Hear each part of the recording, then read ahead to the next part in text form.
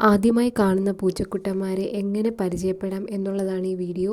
ഇത് step number 2 ആണ്. Step number 1 എന്ന് പറയുന്നത് നമ്മളിവർക്ക് എല്ലാ ദിവസവും ഫുഡ് കൊടുക്കുക എന്നുള്ളതാണ്. ഫുഡ് നമ്മൾ കൊടുക്കുക.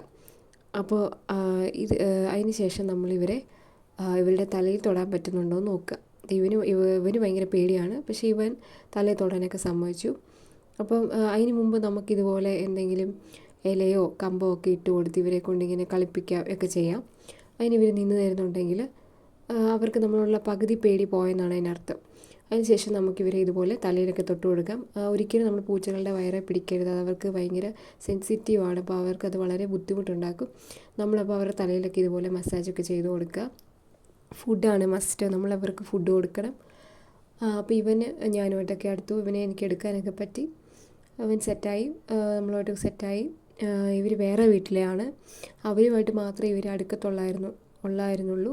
നമ്മൾ ഫുഡൊക്കെ കൊടുക്കും. നമ്മുടെ അവിടെ ഫുഡ് കഴിക്കാനൊക്കെ ഇവരെപ്പോഴും വരും. അതിന് ശേഷം പക്ഷേ ഇവൻ മാത്രമേ നമ്മളുമായിട്ട് അടുത്തുള്ളൂ.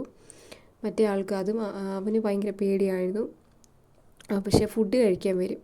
അപ്പോൾ നമ്മളിവർക്ക് ഫുഡ് കൊടുക്കുക, നമ്മളെല്ലാ ആനിമൽസിനെയും സ്നേഹിക്കുക, ഫുഡ് കൊടുക്കുക, അവരെ ഉപദ്രവിക്കാതിരിക്കുക.